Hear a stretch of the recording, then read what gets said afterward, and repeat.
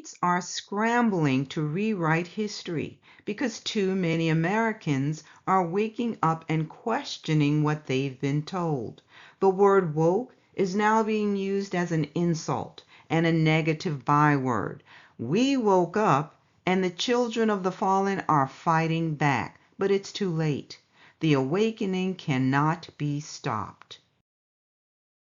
So let's dig into this and find out why this word woke has changed from a call for social awareness to a cultural and political battleground. Now it's no longer a simple acknowledgement of injustice. It's much more than that. Listen to this quote from Milan Kundera, taken from the Book of Laughter and Forgetting. It says, "The first step in liquidating a people is to erase its memory. Destroy its books, its culture, its history. Then have somebody write new books. Manufacture a new culture. Invent a new history. Before long, that nation will begin to forget what it is and what it was. The struggle of man against power is the struggle of memory against forgetting." Folks, that is the playbook of the European nations. In their desperate attempt to protect the false history they've created for themselves, they cannot allow what is true to come to light. Their biggest fear is truth. And that is why you see the pushback against our history. Too many people are beginning to accept the truth about who we really are. And they can't have that. So they need to demonize anything that has to do with quote unquote wokeness. Author Schopenhauer said this: "All truth passes through three stages. First, it is ridiculed. Second, it is violently opposed. Third, it is accepted as being self-evident." What was the reaction to us saying that we were the true descendants of the ancient Israelites initially? We were told that we were trying to steal the identity of others because the only history we had was that of slavery. Then we came under attack, particularly from the apologists and a lot of so-called black pastors. But now we see a shift. More and more people are actually pushing back against the claims of those who say they are the people. What's happening? An awakening is taking place, and guess what? It will not stop. It cannot stop. It's like fire burning in a dry forest at this point. So what is the response from the children of the fallen? They are pushing back by doing what they've done before. They erase history. Let's look at what is causing the fear. Well, the Gentiles know that they're losing control. That's the number one thing. Our awakening is challenging their claim that they have the right to rule. It's a threat to the traditional power structures. Look at what's happening in Africa. Why is Abraham Traore such a threat to Western powers? They know that for generations, society has operated under colonization and the deep-seated hierarchies they created based on race and ethnicity. Africa is finally waking up and saying, no more. Another thing they fear is accountability. They have never been held accountable for their actions. These are the same people being talked about here in Zechariah 11:5. It says, "Whose possessors slay them and hold themselves not guilty. And they that sell them say, Blessed be the Lord, for I am rich. And their own shepherds pity them not." So they took people into slavery, used and abused them, wiped out many of them, and then hold themselves blameless. These same oppressors say, "Bless the Lord, for I'm rich." How did they get rich though? They see it as a blessing from the Most High. It doesn't stop there. They justify their actions by saying, well, their own shepherds pity them not. What do we hear when they try to justify their actions, well, your own people sold you into slavery. So the powers that be have taken note of the fact that people are now questioning things written in the history books. You have scholars who know the truth, and they know that Trump is trying to erase the history of non-white people, but they won't say why. Why would he try to erase our history? What's the rationale? It's because telling the truth about our history will expose the truth about their history. It reveals the white lies of America. This article from Time says, Black History Month, then, is more than a celebration of Black achievement. It is a political and moral project that exposes the willful ignorance about Black people, that shapes American history and informs our present troubles. So there are still some who know that the history books are full of lies, but they continue to perpetuate it. Why? Let's say it again. Telling the truth about our history will expose the truth about their history. For example, in 2021, Rick Santorum said this, "We birthed a nation from nothing. I mean, there was nothing here. I mean, yes, we have Native Americans, but candidly, there isn't much Native American culture in American culture." So this points back to the doctrine of discovery and the papal bulls issued by Popes Nicholas V and Alexander VI in the 15th century. So the popes instructed European explorers on how to treat the land of indigenous people, the land and the people. The edict said that any land not inhabited by Christians was available to be discovered, claimed, and taken.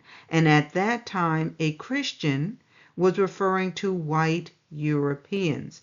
So if Native Americans were here, how can you say there was nothing here and you birthed a nation from nothing? He's still repeating the lie centuries later. And when the truth is told, it's called new history. On board with that. School choice is one of the most important things we're going to be doing. Absolutely. Because we have the worst. Think of it. Out of 40, we're number 40. Yeah. And yet we're number one when it comes to spending per pupil. Does that sound good? Well, there's a bill that just passed the Ways and Means Committee. It could pass in your first 100 days as president.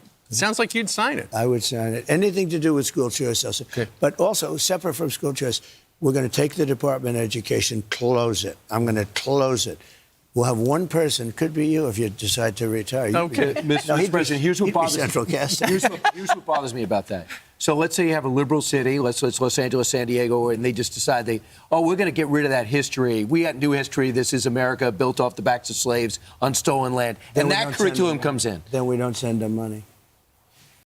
So America's educational system is in shambles because, according to them, new history is being taught. Do you see this? To say that America was built off the backs of slaves on stolen land is new history. So Donald Trump said he would shut down the Department of Education and punish schools that teach that America was built off the backs of slaves. Are you getting this? Today we are here to honor the extraordinary contributions of African Americans to every aspect of American life, history, and culture. From the earliest days of this nation, African American leaders, pioneers, and visionaries have uplifted and inspired our country in art, in science, literature, law, film, politics, business, and every arena of national life. The depth and glory of these contributions are beyond measure. You know it, I know it, and everybody knows it. Since the beginning of our republic, African Americans have given their heart, their love, and their very lives to the pursuit, and you know this better than anybody, you have worked so hard.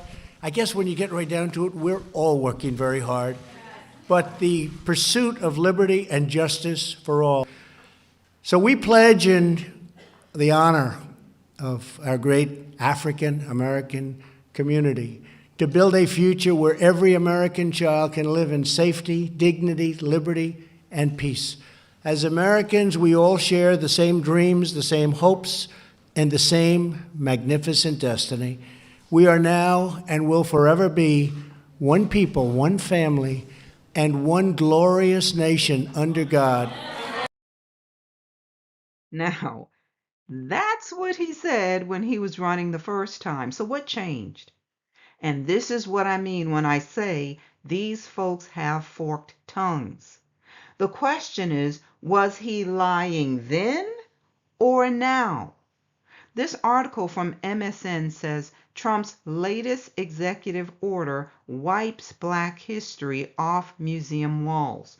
The removals are reportedly linked to an executive order signed by Donald Trump in March of 2025, which tasked Vice President J.D. Vance with cleansing the Smithsonian Institution of ideologies that divide society or undermine American values. Once widely respected as a symbol of American greatness, the Smithsonian Institution has in recent years come under the influence of an ideology that falsely portrays the West as an oppressive civilization, the order states.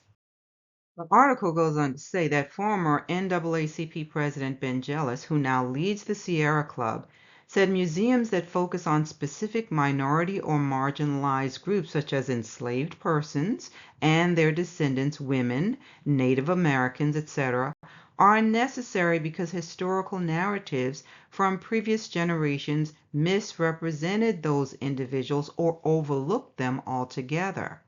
So he said attempts to tell the general history of the country always omit too much, and the place that we've come to by having these museums is so we can, in total, do a better job of telling the complete story of this country. And indeed, Trump sounded more like Jealous when he visited the African American Museum in 2017 at the outset of his first term and declared it a national gem. He declared it a national gem, but now he's trying to erase most of it. Listen to what Trump said. I'm deeply proud that we now have a museum that honors the millions of African American men and women who built our national heritage, especially when it comes to faith, culture, and the unbreakable American spirit. So he said this following a tour that included Senator Tim Scott of South Carolina and then Housing and Urban Development Secretary Ben Carson, both of whom are Black. Listen to what else he said. I know President Obama was here for the museum's opening last fall. I'm honored to be the second sitting president to visit this great museum. He's deeply proud.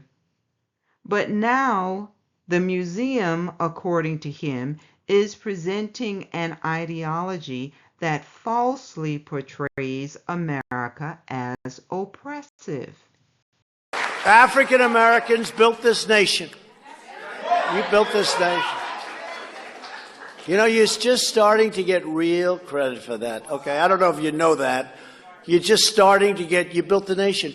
We all built it, but you were such a massive part of it. Bigger than you were given credit for. Does that make sense? Right? Pay close attention to what he said. He said you are just now starting to get real credit for building this nation. Bingo. So now that truth is a threat. Too many people are starting to wake up. So they need to resort to what they have always done. They whitewash history or try to erase it. Not only that, they don't want Europeans to feel any guilt about their past. Plain and simple. So this article from The Hill says the Roman Empire burned up countless books over the course of its long reign. The first emperor, Augustus, objecting to books of prophecies and destinies, ordered more than 2,000 books to be reduced to smoke and ashes. One of the greatest losses of literature was at the Library of Alexandria, established under Alexander the Greek in northern Europe around 331 BC. The library was burned down at least 3 times over hundreds of years and is now permanently erased. At one point, the Library of Alexandria held over 500,000 documents from multiple nations, including present-day Syria, Greece, Persia, Egypt, and India. It should be clear to us that truth is a threat to the Republic.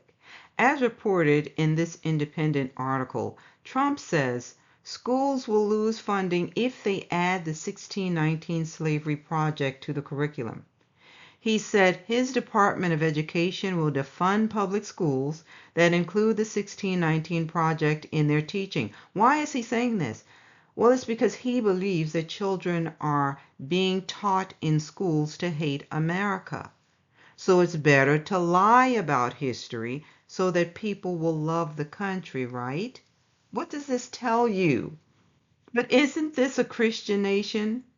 When you read scripture, you will see that the good, bad, and the ugly was written about the nation of Israel, but not so in America. This nation is trying to hide its wrongs, so it's best to lie about history or erase it. But according to Newsweek, they are not just erasing history. It says the Trump administration is rewriting the future and attacking democracy. So they want to push the narrative that America was a great nation because of white men. So what we're really talking about is promoting falsehoods about white supremacy. When they say make America great again, that's what they mean. Here's another Newsweek article, and it says, Trump order targets museum opened by Barack Obama. It says President Donald Trump's most recent executive order targets multiple museums, including the National Museum of African American History and Culture, which former President Barack Obama opened during his second term. Why is this important? Well, this is a Smithsonian museum located on the National Mall in Washington, D.C. In 2016, Obama opened the museum, which is dedicated to the documentation of the African American experience at its permanent location. The museum houses more than 40,000 cultural and historical artifacts, including items related to slavery, segregation, and the civil rights movement. So I'm curious to know why we are not hearing anything from Obama in defense of these cultural and historical artifacts that are being targeted. How about Kamala? Will she denounce this? What about Cory Booker and the other high-profile so-called African American leaders? Will they condemn this? Or are they sitting on the sidelines and waiting for the primaries? Is that when we'll hear about how outraged they are because it might help them get reelected? It says recent executive orders issued by the Trump administration, one misleadingly titled Restoring Truth and Sanity to American History, and another that guts the Institute of Museum and Library Services, among the other federal agencies, are not just orders on paper. They are acts of erasure, coordinated, sneaky attempts to cherry-pick our shared stories and decide who matters, censor our classrooms, and strip our communities of the places we go to learn, to connect, and to remember. They are a direct attack on our democracy and our future. They are an insult to the American people who love their museums and libraries and should decide for themselves what they want to learn. The executive order on restoring truth, and that is just a joke right there. Restoring truth? The executive order on restoring truth doesn't get us any closer to truth. Instead, it is an attempt to control the narrative and shape public thinking. We believe that Americans should think for themselves, be able to absorb material of all kinds, and walk away with their own perspectives. This order seeks to erase the stories of women, Black Americans, indigenous communities, immigrants, and of course they need to add the alphabet community, and others whose histories have been actively suppressed, so that we fail to understand our country's full history. This is about control, an attempt to control our history, and with it, the future of American democracy. We're going to look at another article. This is from The Root, and it's entitled, "Why is Trump Threatening Smithsonian's African American History Museum, but not other iconic museums such as the Holocaust Museum?" It says, in his latest attempt to rid the country of diversity, equity, and inclusion, and as many Americans believe, even strip away Black history, President Donald Trump announced plans to target federal funding for the Smithsonian, forcing folks to question why he's taken an interest in the National Museum of African American History and Culture, but not in similar museums like the U.S. Holocaust Memorial Museum or the Smithsonian National Museum of the American Indian, all of which receive federal funding. Can you see this? Is it clear to you who the real target is here? In his order, he told Vance to appoint members to the Smithsonian Board of Regents who are committed to advancing the policy of his order, which is to erase the truth, basically. They don't want Americans to have accurate account of history. They want people to believe that the enslaved people were happy. They were well cared for. They were indentured servants who came here of their own free will to work. Those are all lies. So when you have information that's kept in databanks like the Slave Voyages database, it's a cause of concern for them. Why? Because it's evidence to prove their lies. They don't want us to have documentation proving our true heritage or where we came from. They don't want evidence out there proving who we really are. That's the bottom line. If you have not visited the slavevoyages.org website, I really encourage you to do that. The information is extensive. You can find some of the names of the ships used during the European slave trade, the points of embarkation and disembarkation, and we know that Scripture said we would be taken into captivity and trafficked around the world. Now, there are some who will try to say that those prophecies were fulfilled during the days of the Old Testament.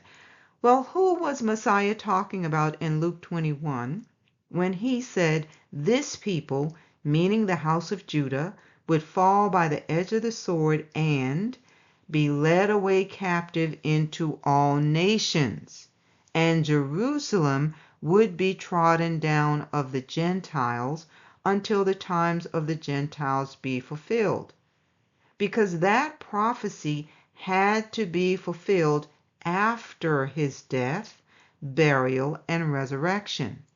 So I challenge you, if you doubt it, to do a simple Google search and see if you can find a group of people who were enslaved and trafficked around the world after that time. And he didn't say they would migrate to those locations. He said they would be led away captive, as in go into slavery.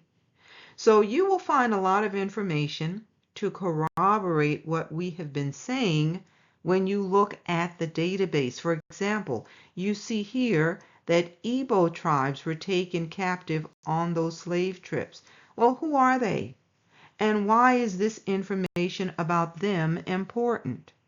Well, let's take a look at this. This is from the U.S. Department of State Archive.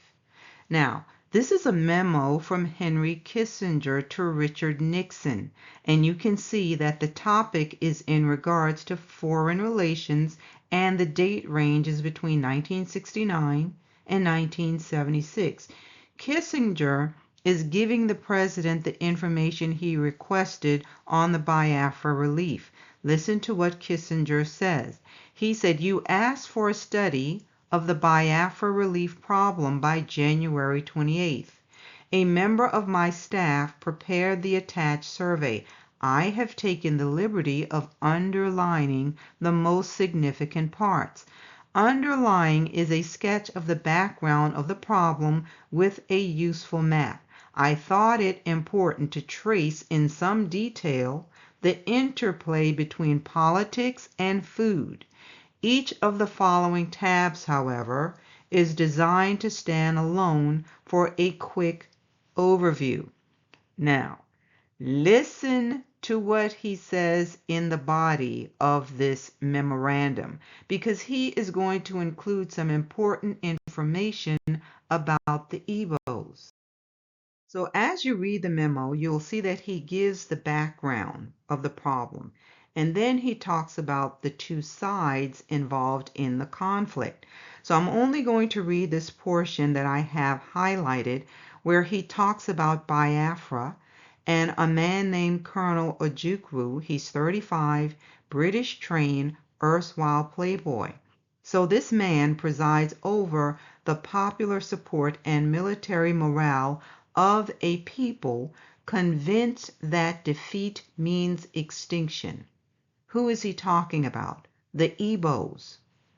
He says the Igbos are the wandering Jews of West Africa, gifted, aggressive, westernized, at best envied and resented, but mostly despised by the mass of their neighbors in the Federation. They have fought well, by African standards, against heavy odds. Their cynical public relations use of the starvation has been brilliant. Now, I want you to know that Kissinger is not saying that the Igbos are Ashkenazis. In fact, Kissinger was an Ashkenazi. He's saying the Igbos are the wandering Jews of West Africa. They are Israelites, Yehudis. This is a breadcrumb, and information like this is a threat, particularly to those who say they are us. So how long will this information remain on the site? Well, who knows? But I'll leave a link in the description so that you can read it for yourself, and I would highly encourage you to make a copy of it. It's this type of information that they're going after. That just tells you that they've always known who we are. So this article from Black Pass is talking about what happened at Ebo Landing in 1803.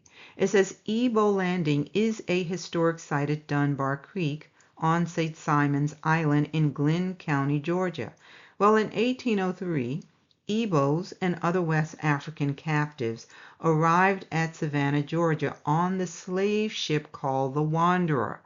They were purchased for an average of $100 each by slave merchants, and the slave merchants were John Cooper and Thomas Spalding. They were supposed to be resold to plantations on nearby St. Simon's Island. But during the voyage, 75 Ebo slaves rose up in rebellion. They took control of the ship and they dealt with their captors. Now, a group of them decided that they would rather end their lives before they would remain here as slaves. So this is another breadcrumb. Kissinger told us who the Ebos are, and we now see that many of them were brought here. They even have a landing named after them. So our team went there a number of years ago, and the tour guide talked about the uprising and what happened to some of their descendants. Who were they? Israelites. Israelites who were enslaved and brought here. Imagine that. But I have 2 videos on the channel if you want to find out more about that. I'll leave the link in the description. Now let's go back to the slave voyage database. But when you search through this database and you do a search for enslaved people who had Yah in their names, it's jaw-dropping how many names will show up. They are the people called by his name. Read Psalm 68:4. Look at this. You can see several names with Yah in it. Here you see Anya, Naya, Aya, and you can see the age and whether they were male or female. Do you think this information would be a threat to the oppressors? By the way, they hate to be called oppressor, so let's make sure we use it often. We're just telling them who they are. But that database obviously is a threat. This article from Forbes says Harvard, others, saving data as Trump's team scrubs federal web pages. It says a number of organizations, including Harvard University, have begun taking steps to preserve data files and other information as the Trump administration continues its sweeping purge of federal web pages and the data to which they once provided access. The rate at which federal government websites are being completely disabled or selectively censored by the administration has alarmed researchers, health officials, security experts, and the general public, which has relied on government data for everything from public health warnings, scientific research, and environmental risk alerts to crime statistics and mental health information. Yes, they are censoring a lot of information, but make no mistake, the other things serve as a cover for the real target. So it's good to be able to look things up online quickly, but the downside is that they can go in and delete it in seconds, so it's best to have hard copies. We're going to look at this from the Harvard Crimson. It's entitled, Initiative to Digitize Records of Slave Trade Will Move to Harvard. Well, let's find out why they have to move it to Harvard. It says the initiative, called Slave Voyages, is currently housed at Rice University and contains records of nearly 221,000 people involved in the slave trade. After undergoing a multi-year transition process, the project will live at Harvard in perpetuity. Hutchins Center Director Henry Lewis, or Skip Gates Jr., said at a conference while announcing the move. It says Emory University Professor Emeritus David Eltis, a founding member of Slave Voyages, said the university's takeover of the project was a bit of a lifesaver after financial uncertainty created by the Trump administration's cuts to research funding. Slave Voyages has received approximately $550,000 in grants from the National Endowment for the Humanities since February of 2022.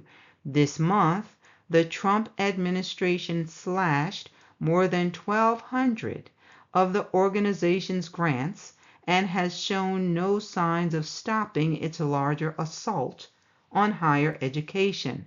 Rice professor Daniel B. Dominiques da Silva, who manages Slave Voyages at Rice, said Harvard had found a donor to support the project and that it will have its own endowment to sustain the project indefinitely in the future. Let's go back to the scripture we read at the beginning of the session. We're looking at Zechariah 11:5. It's talking about the oppressors who slay the people of the Most High and then hold themselves not guilty. Then they say, "Bless the Lord, for I am rich." Why are they rich? It's because they benefited from free labor. Now think about America. This nation benefited from free labor for centuries, and yet you will hear Christians who want to justify that and say, well, slavery's in the Bible. The reason you say that is because you don't know that the biblical description of slavery was different from the Roman or European practice of slavery. Also, regulations were put in place to ensure proper conduct between slaves and masters. It was not intended as a permanent condition. They didn't try to dehumanize the people and treat them like cattle. There are many differences to show that it was nothing like the European slave trade. We see here that the possessors will say, well, their own shepherds didn't pity them, so it's okay to, treat them like animals? Their own people sold them. That's what we hear. Is that going to be your excuse when you stand before the Most High? What excuse will you give for trying to erase the true identity of the people? Or whitewashing the history to make it seem like it wasn't that bad? The truth is, the nation wanted to hide how brutal it really was. It was so bad, you're still ashamed to talk about it. And you don't want your children to know what their ancestors were capable of. So you hide behind lies. We're going to look at Jeremiah 16:19. Hint, 16:19. It says the Gentiles are going to come from the ends of the earth and say that their fathers inherited lies. Why would they be saying that? Well, if you go back and read the rest of the chapter, you will see that it's talking about something that will happen in the last days. The Most High is saying that he will send fishers and hunters to find his people who were scattered and taken into captivity. So those who say they are us only represent one tribe out of the 12. Where are the other tribes? Did the Most High only gather one tribe? If so, it does not line up with the prophecies. In 1948, did the Gentiles come and admit that they had inherited lies? No, because something specific happened to the children of Israel that was kept secret. It was the secret about their identity. So if you are truly a seeker of truth, you cannot ignore these prophecies and pretend that they are not there.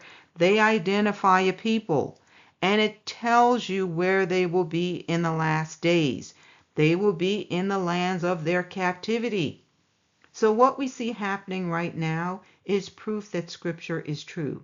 The people scattered in those lands are waking up, and the children of the fallen are trying to fight back by keeping the truth hidden. They're trying to keep the truth hidden. But the awakening cannot be stopped. The word of the Most High cannot return unto him void. It says, the Gentiles shall come unto thee from the ends of the earth and say, surely our fathers have inherited lies, vanity, and things wherein there is no profit. So we're going to continue this discussion. Be sure to like and share the video if it was a blessing to you. You're also welcome to subscribe if you have not already done so. We normally upload messages on Sunday mornings at 8:30 a.m. Yah willing. Join me next time.